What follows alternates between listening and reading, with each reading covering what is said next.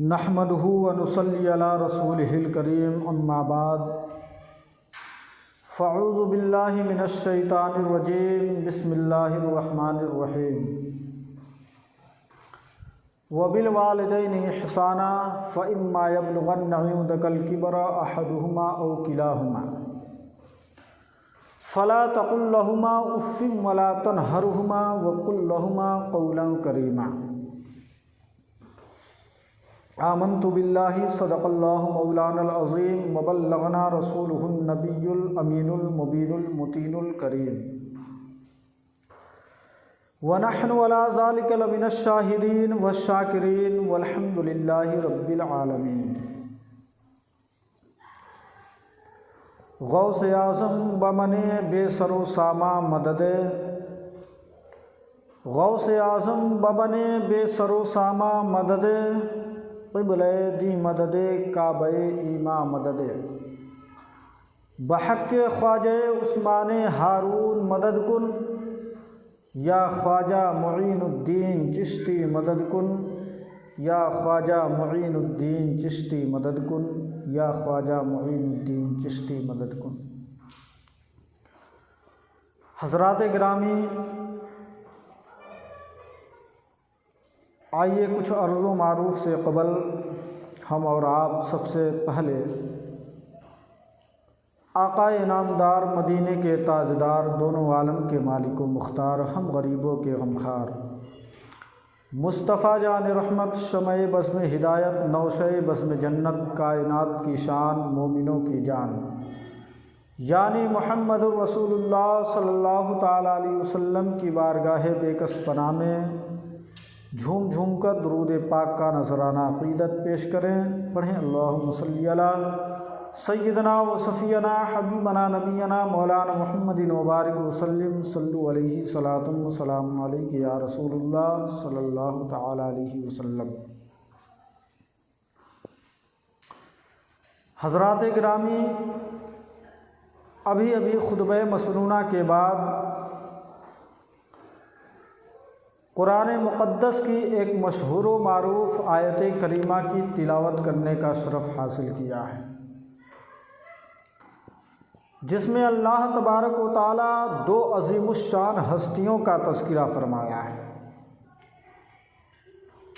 इरशाद बारी ताला है, अल्लाह ताला इरशाद फरमाता है व बिल वालिदैनि इहसाना फ़इम्मा यब्लुगन्ना इंदकल किबरा अहदुहुमा औ किलाहुमा फ़ला तक़ुल लहुमा उफ़्फ़िन वला तनहरहुमा व क़ुल लहुमा क़ौलन करीमा। यानी अपने वालिदैन के साथ हुस्न सलूक का मामला करो, यहाँ तक कि जब उन दोनों में से कोई एक या दोनों आखिर उम्र को पहुँच जाएं तो तुम उन्हें उफ़ तक न कहो और उन्हें मत झड़को बल्कि नरमी से पेश आओ, और जब तुम उनसे कलाम करो तो नहायत ही इज्ज़ व इनकिसारी के साथ कलाम करो, अदब व एहतराम के साथ कलाम करो। ये अल्लाह ताला फरमा रहा है कि अपने माँ बाप के साथ अच्छा सलूक करो, अच्छा बर्ताव करो।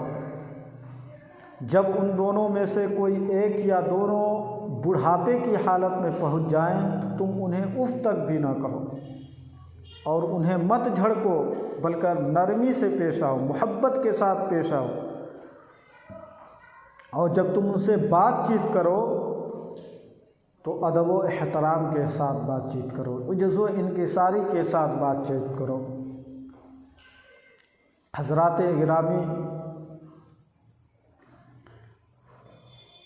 ये अल्लाह तबारक व तआला का हुक्म है और मेरे आका सल्लल्लाहु ताला अलैहि वसल्लम ने इरशाद फरमाया कि वालिदैन का चेहरा देखना इबादत है।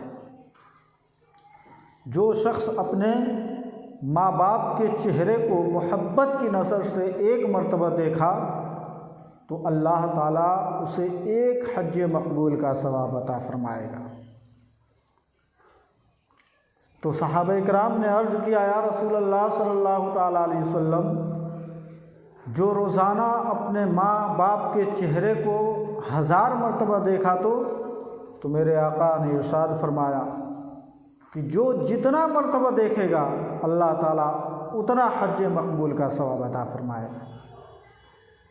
और बाज़ रिवायतों में आता है कि एक शख्स बारगाह रसूल में हाज़िर हुआ और अर्ज़ किया, या रसूलल्लाह सल्लल्लाहु अलैहि वसल्लम मैं जिहाद करना चाहता हूँ लेकिन मैं माज़ूर हूँ। तो मेरे आका सल्लल्लाहु अलैहि वसल्लम ने इरशाद फरमाया, क्या तुम्हारे वालिदैन में से कोई ज़िंदा है? तो उस शख्स ने जवाब दिया, या रसूलल्लाह मेरे माँ बाप दोनों ज़िंदा हैं। तो मेरे आका ने इरशाद फरमाया, जा तुम अपने माँ बाप की खिदमत कर, अल्लाह तुझे एक हज मकबूल का भी सवाब अता फरमाएगा, एक हज का भी सवाब अता फरमाएगा और एक उम्रा का भी सवाब अता फरमाएगा और जिहाद करने का भी सवाब अता फरमाएगा। तो मेरे मिल्लत के नौजवानों, माँ बाप एक अज़मत वाली दौलत है, माँ बाप एक फ़जीलत वाली दौलत है। माँ बाप की कभी नाफरमानी मत करना। आज हम अपने मुआशरे का जायज़ा लें तो आज अक्सर व बेशतर लोग अपने वालिदैन की नाफरमानी करते हैं, अपने वालिदैन को सताते हैं, अपने वालिदैन को गालियाँ देते हैं। मेरे मिल्लत के नौजवान हो, जो लोग अपने माँ बाप को गालियाँ देते हैं, जो लोग अपने माँ बाप की नाफरमानी करते हैं, कसम खुदा की मुसलमानों, वो दुनिया में भी बर्बाद हो जाएगा और आखिरत में भी बर्बाद हो जाएगा। एक मरतबा नबी पाक सल्लल्लाहु ताला अलैहि वसल्लम मस्जिद नबवी में जुमा का खुतबा पढ़ने के लिए मिंबर पर तशरीफ़ ला रहे हैं और रमज़ान शरीफ का महीना है। जब आप मिंबर की पहली सीढ़ी पर कदम रखा तो जिब्रील अलैहिस्सलाम ने आए। जब आप पहली सीढ़ी पर कदम रखा तो ज़ोर से फरमाया आमीन। फिर दूसरी सीढ़ी पर कदम रखा तो आपने फरमाया आमीन। फिर तीसरी सीढ़ी पर कदम रखा तो आपने फरमाया आमीन। तो नमाज मुकम्मल होने के बाद सहाबा इकराम ने अर्ज़ किया, या रसूलल्लाह सल्लल्लाहु अलैहि वसल्लम आपने 3 मरतबा आमीन क्यों फरमाया? तो मेरे आका सल्लल्लाहु अलैहि वसल्लम ने इरशाद फरमाया कि जब हम पहली सीढ़ी पर कदम रखा तो जिब्रील अलैहिस्सलाम आए, वो दुआ कर रहे थे कि हलाको बर्बाद हो जाए वो शख्स जो रमज़ान शरीफ के महीने को पाए और उसका एहतराम करके जन्नत में न जाए। तो हमने कहा आमीन। फिर जब मैं दूसरी सीढ़ी पर कदम रखा तो जिब्रील अलैहिस्सलाम ने दुआ की कि हलाको बर्बाद हो जाए वो शख्स जो आपका नाम सुने और आप पर दुरूद शरीफ न पढ़े। तो हमने कहा आमीन। और जब तीसरी सीढ़ी पर कदम रखा तो जिब्रील अलैहिस्सलाम ने दुआ की कि हलाको बर्बाद हो जाए वो शख्स जो अपने माँ बाप को बुढ़ापे की हालत में पाए और उनकी खिदमत करके जन्नत में ना जाए। तो हमने कहा आमीन। तो मेरे मिल्लत के नौजवानों, याद रखो, गौर करने का मकाम है कि जिसकी दुआ जिब्रील अलैहिस्सलाम करें और आमीन रसूल करीम सल्लल्लाहु ताला अलैहि वसल्लम कहें, जो दुआ सैयदुल मलाइका करें जो तमाम फरिश्तों के सरदार हैं, और आमीन कहने वाले सैयदुल अंबिया हैं जो तमाम नबियों के सरदार हैं, इस दुआ में कोई शक व शुबहा की कोई गुंजाइश नहीं। अब जो शख्स अपने वालिदैन को गालियां देते हैं, अपने वालिदैन को सताते हैं, वो दुनिया में भी बर्बाद हो जाएंगे और आखिरत में भी बर्बाद हो जाएंगे। अगर तुम्हारे माँ बाप तुमसे राज़ी नहीं हैं तो अल्लाह भी राज़ी नहीं है। अगर कोई आदमी नमाज का पाबंद हो, 5 वक्ती नमाज पढ़ता हो, रोज़ा भी रखता हो, ज़कात भी देता हो, हज पे हज भी किया हो, अगर उसके माँ बाप उससे नाराज़ हैं तो अल्लाह ताला न उसके हज को कबूल फरमाएगा, न उसकी नमाज को कबूल फरमाएगा, न उसके ज़कात को कबूल फरमाएगा, न उसके रोज़े को कबूल फरमाएगा। क्योंकि अगर उसके माँ बाप उससे नाराज़ हैं तो अल्लाह भी नाराज़ है, और अल्लाह नाराज़ है तो तुम्हारी कोई भी इबादत अल्लाह कबूल नहीं फरमाएगी। तो अगर अल्लाह को राज़ी करना है तो पहले अपने माँ बाप को राज़ी कर लो, अपने माँ बाप को खुश करो। अगर माँ बाप तुमसे खुश हैं तो अल्लाह भी राज़ी है। अगर तुम्हारे वालिदैन तुमसे राज़ी हैं तो अल्लाह भी राज़ी है, क्योंकि अल्लाह तबारक व तआला ने फरमाया कि अपने वालिदैन के साथ हुस्न सलूक का मामला करो, अच्छा सलूक करो, अच्छा बर्ताव करो।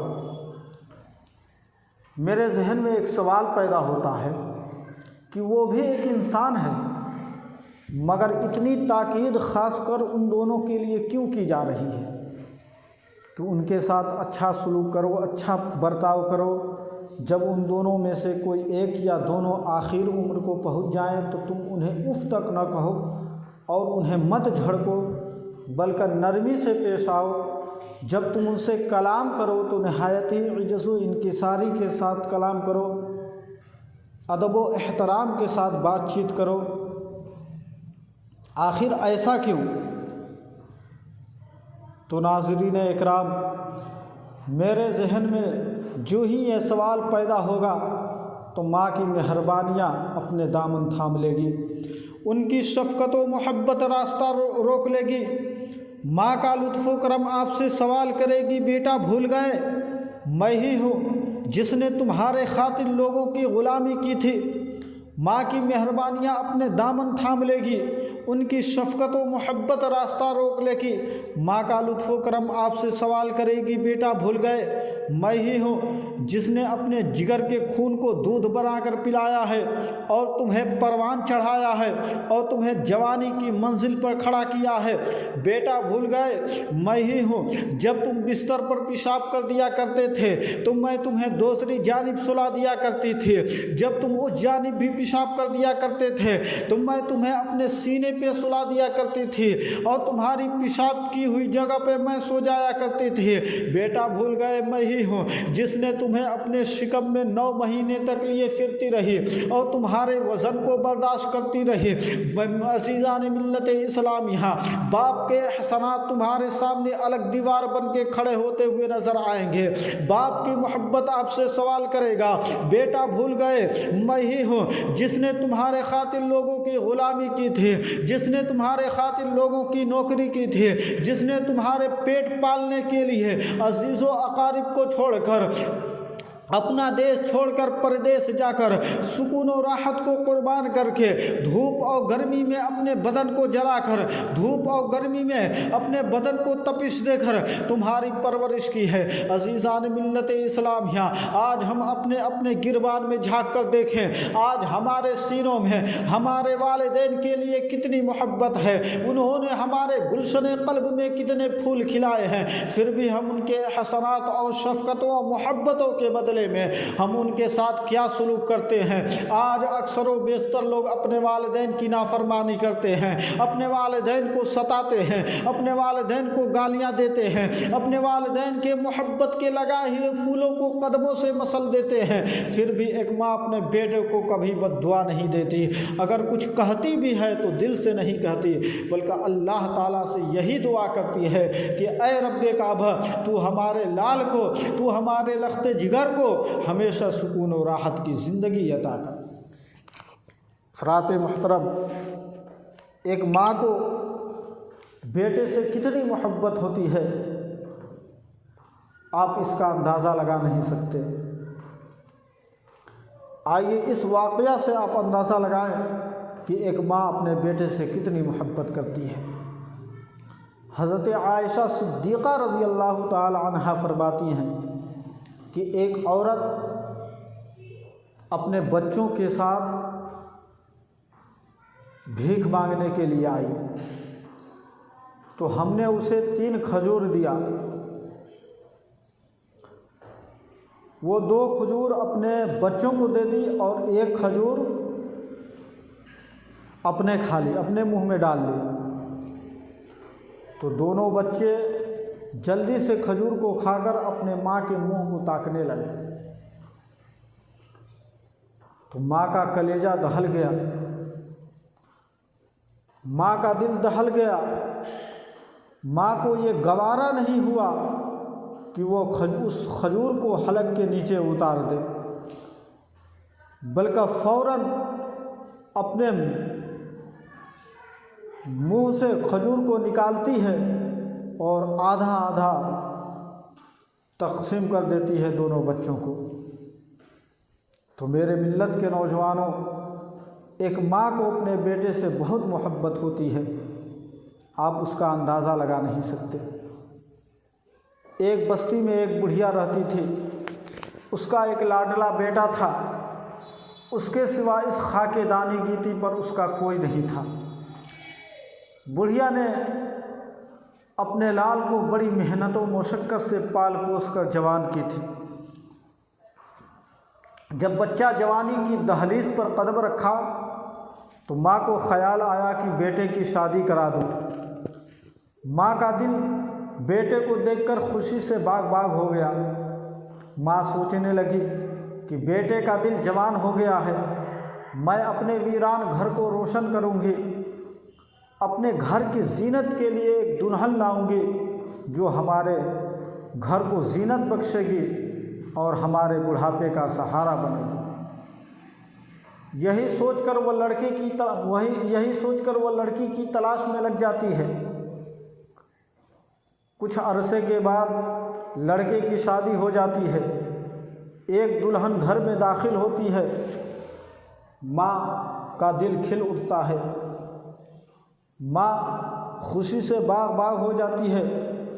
अब ये सोचती है कि अब ये दुल्हन हमारी खिदमत करेगी, हमारे बुढ़ापे का सहारा बनेगी, मगर नतीजा उसके खिलाफ निकलता है। वो बेटा जिसको दुनिया की तमाम मुसीबतों को झेलकर माँ ने पाली, लोगों के दरवाजे पर बैठकर मांग कर खिलाती थी, अपने छाती से दूध पिलाकर उसको जवान की थी, वो बेटा बीवी की बात में लग गया। और वो बीवी जिसको माँ देखकर खुशी से उछल रही थी कि अब ये दुल्हन हमारी खिदमत करेगी, हमारे बुढ़ापे का सहारा बनेगी,